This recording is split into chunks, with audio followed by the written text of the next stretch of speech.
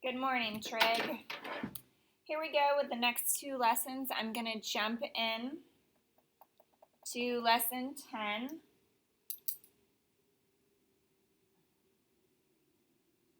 So 10.A covers the equation of a line.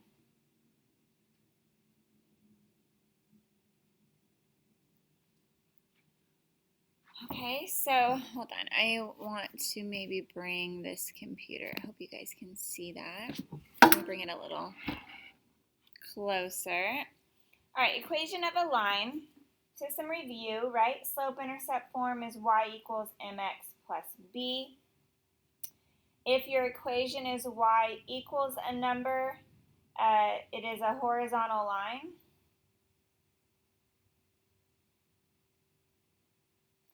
And that would, if it's a horizontal line, then I know that the slope is 0.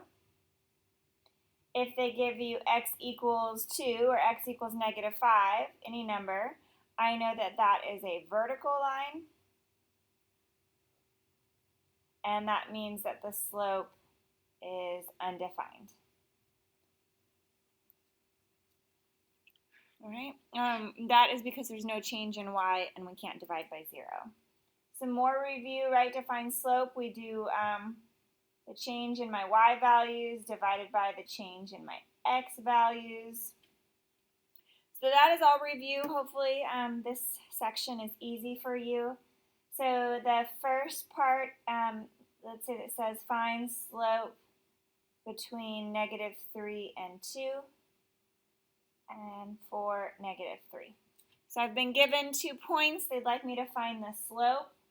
So m equals the change in my y values, and it doesn't matter who you do first. So if I want to do the first pair minus the second pair, that's fine. 2 minus negative 3 divided by negative 3 minus 4. I'm not sure why I put parentheses right there. That makes it look like I'm multiplying. So negative 3 minus 4. And then I'm going to simplify that.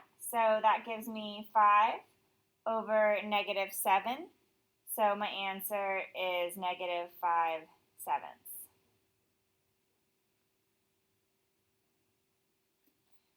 Okay. I'm going to erase these. I think it looks confusing. Next one. Find an equation that is perpendicular to 3y plus 4x equals 2 and passes through negative 2, 5. So a couple things here. I'm going to zoom out so you can, I'm going to lift this up. This right here is the symbol for perpendicular. I just don't like writing that word each time because it's so long. Perpendicular means, and I didn't go over that up here, but I should have. Parallel means the slopes are identical.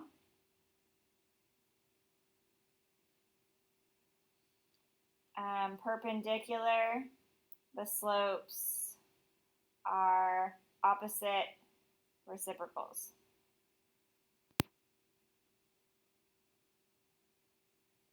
Okay, so in this case, I'm going to do the opposite reciprocal. However, I need to know what my slope is of this line. So I'm first going to get this in slope-intercept form. So that gives me a 3y equals negative 4x plus 2, right? I subtracted 4x, then divide by 3. So y equals negative 4/3 x plus 2/3. And I'm going to leave it that way. I'm going to leave it in fraction form because that makes it the easiest to find my perpendicular slope. So my perpendicular slope would be 3/4, right? Opposite means if it's negative, it's now positive, and reciprocal. And then I'm going to use negative 2, 5.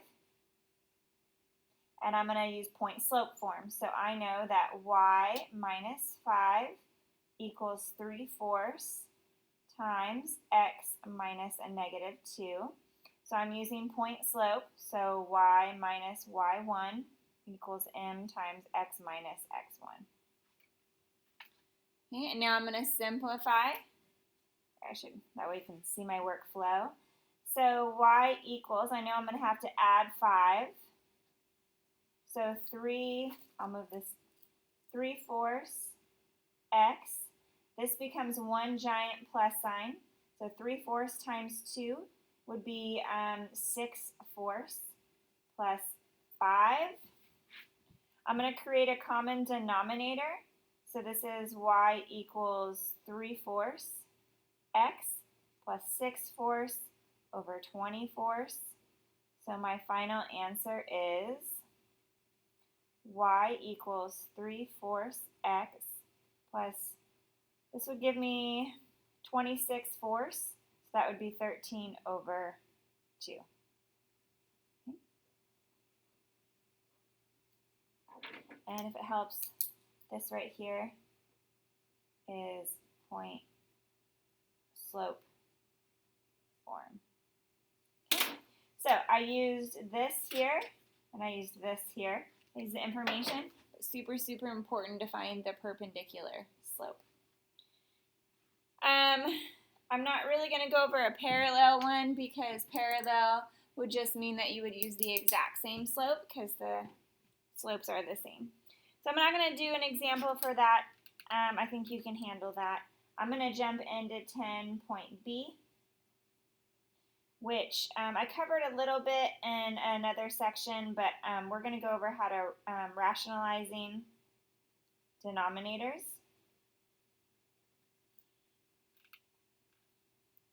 So rationalizing denominators means that we cannot leave roots or I in the denominator. And there are different methods that we are going to use to get those things out of the denominator. So we are on example 3. So if I have 4 plus square root of 3 over 2 minus 3 root 3. All right, so in order to get that root 3 out of the denominator, I'm going to multiply top and bottom by the conjugate. So I'm going to multiply to plus 3 root 3. Notice I don't change anything but the sign in the middle. So instead of it being a subtraction, it's now a plus. And now I'm going to distribute. So 4 times 2 is 8. 4 times 3 root 3 is 12 root 3. Root 3 times 2 is 2 root 3. And root 3 times 3 root 3 is 3 times 3, right? Because square root of 3 times the square root of 3 equals 3. Because essentially you get the square root of 9. All over, now I'm going to distribute the bottom, so I get 4 plus 6 root 3 minus 6 root 3 minus 9 times 3, right? Square root of 3 times the square root of 3 is 3. Negative 3 times positive 3 is negative 9. So now I'm going to combine like terms and simplify. Right, these are like terms and these are like terms. So up here in the top I have 8 plus 9, which is 17. And then if I combine these, that gives me 14 root 3. On the bottom, these cancel, and I have 4 minus 27. So that gives me 17 plus 14 root 3 all over negative 23. Now, you can leave it like that because I cannot reduce 17, 14, and 23. So that would be my answer. Okay? And I'll make a little note. We have to multiply top and bottom by conjugate. Now remember, you can fast forward this video and use it to your advantage. So if you understand how to do that or you need to pause it and slow it down, I'm now going to rationalize a denominator with the letter I. So I believe the directions are to simplify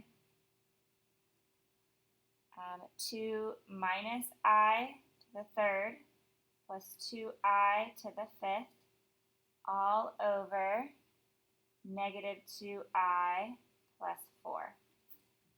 So I'm going to simplify each part. Remember, I'm going to simplify based on I squared equaling negative 1.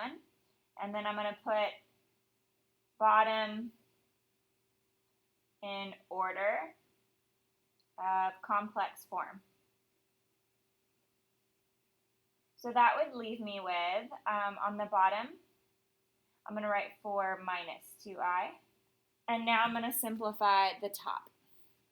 So I have 2 minus I cubed would be I squared times I, okay, plus 2.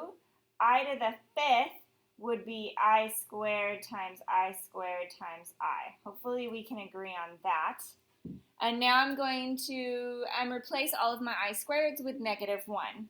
So this becomes 2 minus negative 1 times I plus negative 1 squared times I, which would be, if I simplified that, 2 plus I and plus another I. Yes, negative 1 squared becomes I, just because 1I, and this here becomes 1I. So that finally gives me 2 plus 2I, sorry, I feel like I messed up somewhere. Oh, I forgot about that 2 out here. I was like, this doesn't seem right.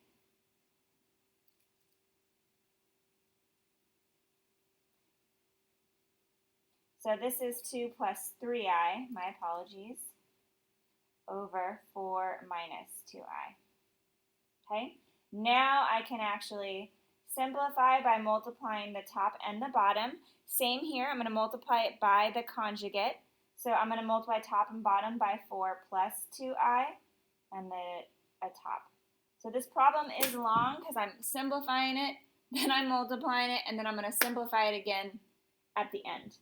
So I'm going to distribute the top. That leaves me with 8 plus 4I plus 12I plus 6I squared. Now this is where you could pause, multiply, check your answer. 16 minus 8I plus 8I minus 4I squared. Now I'm going to teach you a little shortcut. If I know that I squared is a negative 1, then I would simply cross this out and change this to a negative, and this would make this a positive, because a negative times a negative. So it's just changing the signs. That's the shortcut.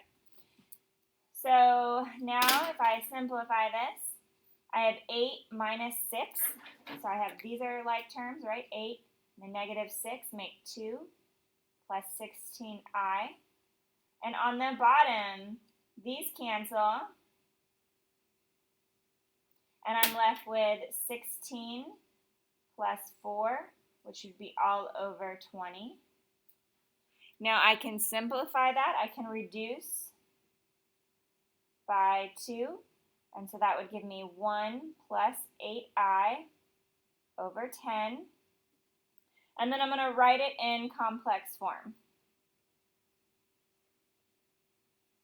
So that would give me 1/10 plus 4/5 I. Okay, so answer needs to be in complex form. So this would be my answer.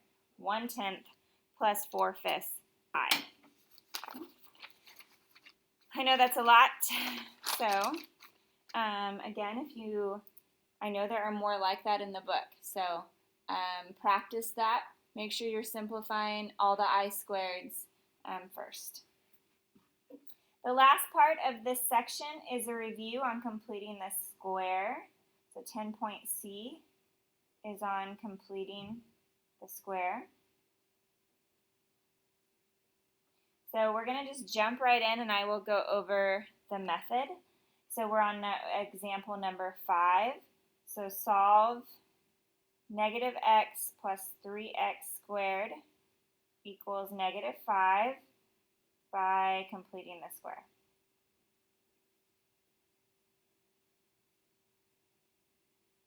Okay, I'm going to pause to take a drink of my smoothie, aka breakfast. All right, first thing I'm going to do is write it in proper order. And this problem is not easy. So the first thing I'm going to do is put it in order. So 3x squared minus x equals a negative 5. Okay, then I have to get rid of 3. So I'm dividing everything by a. And a equals 3. So I'm going to rewrite this. This is x squared minus 1/3 x. I'm going to leave a space equals negative 5/3. Now the second thing I'm going to do is b divided by 2 squared. In this case, b is a negative 1/3. And in order to divide by 2, I'm going to multiply.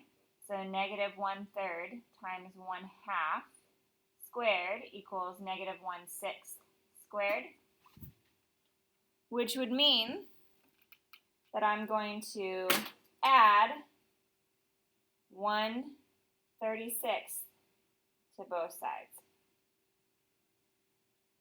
Okay, so I did the middle term, which was b, divided it by 2, which is the same as multiplying by 1/2. To get 1/6, and 1/6 squared is positive 1/36. Now I'm going to factor trinomial. So these are my steps. So this gives me x minus 1/6 squared equals, I'd have to make this a common denominator by multiplying by 12. So negative 60/36 plus 1/36. And combine right side. Okay? So that's what I've done so far. Now I know this is 1/6 because it should be what I got here. Because 1/6 times 1/6 would give you 1/36. 1/6 added together would give me 1/3. So I factored trinomial. It would have looked like this, 1/36, and I need negative 1/3. That would be negative 1/6 and negative 1/6. Because that would have given me 2/6, which can be reduced to 1/3. So that's how I know that that's what these factors are. And then I would take the square root of both sides. So I have x minus 1/6 equals the square root of negative 59/36. So I have x equals, so I'm going to simplify this, the square root of 59 over the square root of 36 plus 1/6, which equals, that would give me square root 59I over 6 plus 1/6, and I'm just going to write that in order. So 1/6 plus the root of 59I over 6. Now hopefully you see where the I is coming from, that negative right there. Remember, the square root of a negative number equals I square root number. Okay, so that's where I'm getting that. All right, I know that's a lot, and I apologize. Okay, so for homework, you're going to skip numbers 14 through 18. So 14, 15, 16, 17, 18, and then you're going to skip 25 and 26. And that is it.